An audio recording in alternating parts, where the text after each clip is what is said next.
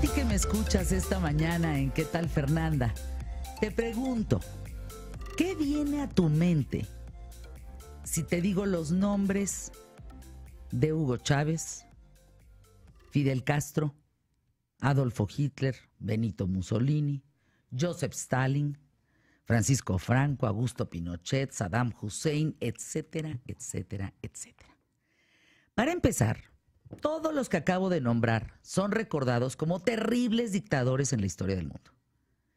Y además sus gobiernos, ya sean totalitarios o autoritarios, existieron hace poco, a mediados del siglo pasado, y algunos hasta principios de la década actual.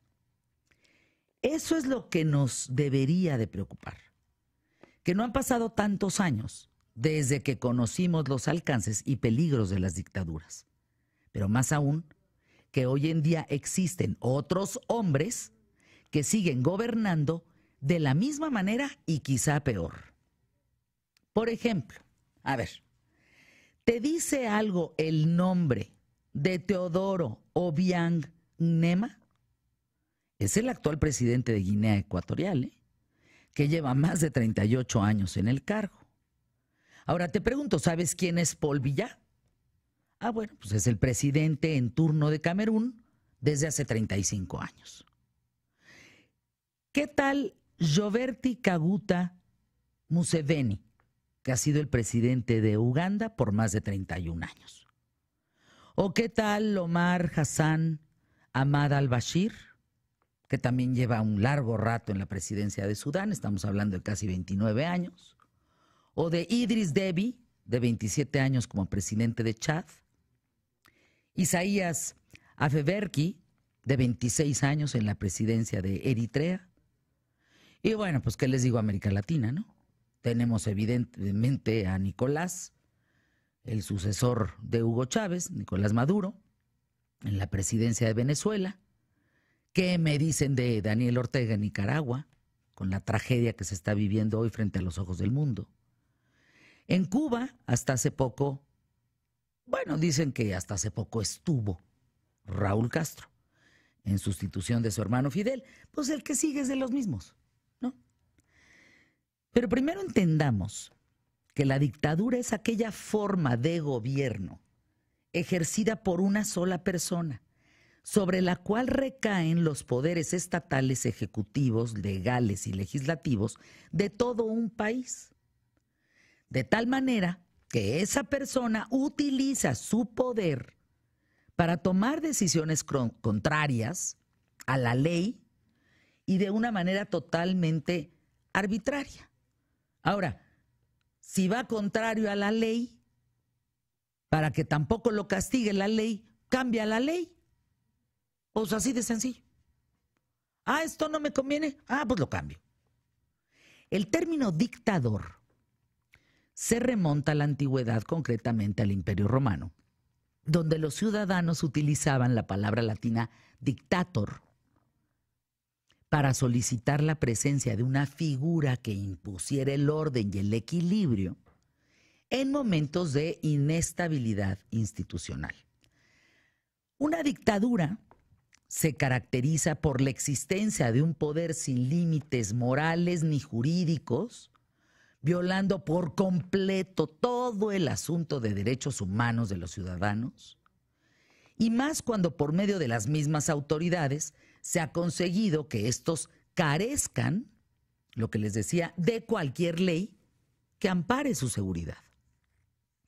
En esta forma de gobierno, los ciudadanos están indefensos ante las Fuerzas Armadas constituidas por el régimen, el cual tiene total y absoluta libertad para entrometerse en la vida privada de cualquier persona, entrar a casa de cualquiera, y quitarte lo que sea. Y peor tantito, si eres una persona que se considera un peligro para la permanencia de ese personaje en el poder, pues peor tantito.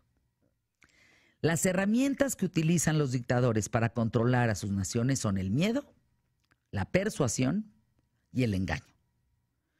Tal vez esto suena como algo del pasado, ¿no? Pero, a ver, la realidad es que actualmente hay todavía unos 50 países en el mundo donde la dictadura se impone como una forma de gobierno. Entonces esto no es del pasado. Como bien dice mi amigo y querido colaborador Andrés Oppenheimer, ¿en qué momento las dictaduras parece que se volvieron normales? Existen varios tipos de dictaduras con características particulares. Por ejemplo, está el autoritarismo, en el que el poder recae sobre una sola persona o élite política, normalmente tras la celebración de unas elecciones democráticas, y en este caso, el gobierno limita las libertades civiles de los ciudadanos y cualquier enfrentamiento con el Estado es considerado un acto de traición al país. Está el totalitarismo, es otro tipo de dictadura, en la que la concentración del poder en un individuo puede originar un culto absoluto a la figura de ese líder, tipo Mesías. El terror es una de sus máximas expresiones, con el uso de campos de concentración, policía secreta, medidas de adoctrinamiento y foco bien rojo, o la modificación total de la mentalidad de los ciudadanos. Van a decir, Fer, eso es de película. No, hombre, pues sí lo estamos viviendo en el país vecino. ¿Cómo? ¿O cómo le vamos a llamar a esos lugares donde están enjaulados los migrantes, muchos de ellos mexicanos? Campos de concentración, pues porque quizá nuestro campo de concentración que tenemos en la memoria incluya hornos y gas, y aquí no lo hay todavía. Pero de que los maltratan, los maltratan. De que están privados de su libertad, están privados de su libertad. Y yo nada más les pido que voltemos un poco a la historia y veamos qué significa la palabra gueto. Gueto. Así como en la Segunda Guerra Mundial, sí, gueto, ok. ¿Cómo empezaron? Y si lo mismo que está aquí en Estados Unidos no es un gueto. Ahí se los dejo. Continúo con otro tipo de dictadura. Está otra que es la militar. Ya hablamos de la dictadura con el autoritarismo, con el totalitarismo y ahora con la militar. Las instituciones encargadas de gobernar son controladas por las Fuerzas Armadas, que paralizan cualquier intento de control democrático. La manera de mantener el poder en esta dictadura es por medio de la fuerza y se obtiene en primera instancia tras un golpe de Estado o pronunciamiento militar. Pero viene una, que esta a mí me parece que puede ser la más delicada. Bueno, todas son delicadas, todas son dictaduras al cabo, pero esta, fíjense lo interesante, porque es la más disfrazada, pero es la más común, ¿eh? Es la dictadura constitucional, aquella donde a simple vista se respeta la Constitución reglamentaria, pero en realidad el mando se sustenta en la figura de un dictador que controla cualquier ámbito del país a través de un fraude constitucional o de modificar la Constitución a conveniencia. Por increíble que parezca, hoy en día las democracias solo conforman el 45% de los gobiernos en el mundo. Estamos hablando de unos 87 países aproximadamente. Y los que lo son llevan una década de retroceso. A ver, ¿qué significa esto en palabras sencillas? Bueno, según la organización Freedom Houses, desde el año 2006, 113 países experimentaron algún tipo de retroceso democrático, mientras que solo 62 mejoraron, es decir, los gobiernos populistas y autócratas van ganando cada vez más. La destrucción de las democracias es una evidencia en el asedio al Estado de Derecho, a la justicia y a las instituciones independientes. ¿De qué manera? Pues bueno, con las famosas consultas populares, que en el nombre de una supuesta democracia, lo único que hacen es cercenarla, cortarla, coartarla. Esto no lo estoy diciendo más que con un tema que está pasando en todo el mundo. Si solamente 45% de los gobiernos en el mundo se conforman de una democracia, foco rojo con lo que estoy diciendo, ¿eh?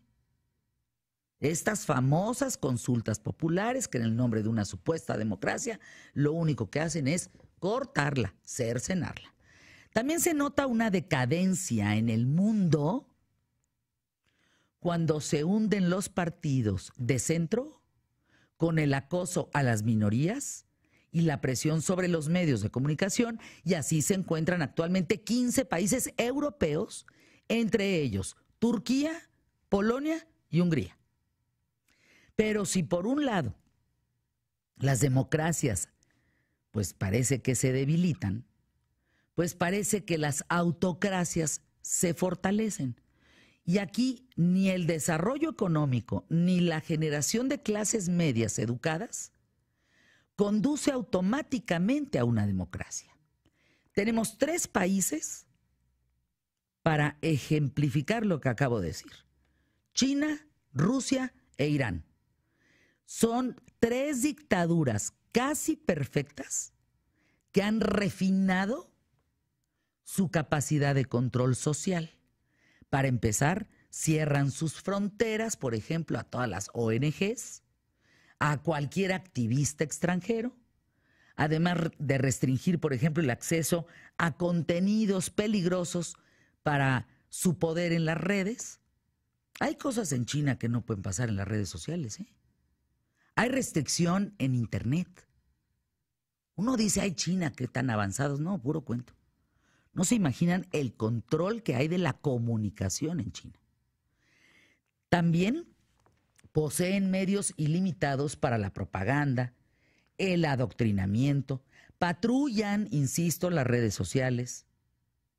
Hay una cibervigilancia que se espantarían de conocer el fondo, que desactivan a los grupos opositores antes de que lleguen a ser una amenaza. Te identifican, te desaparecen. Punto.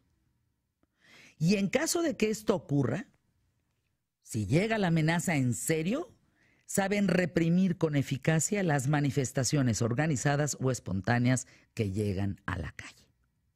Oponerse a estas dictaduras es costoso, con pocas probabilidades de éxito, y además no tienen evidentemente un apoyo internacional para rebelarse contra estos gobiernos dictatoriales. Pero por eso es que los opositores, y esto es lo más importante del periodismo de vida el día de hoy, por eso los opositores terminan tirando la toalla.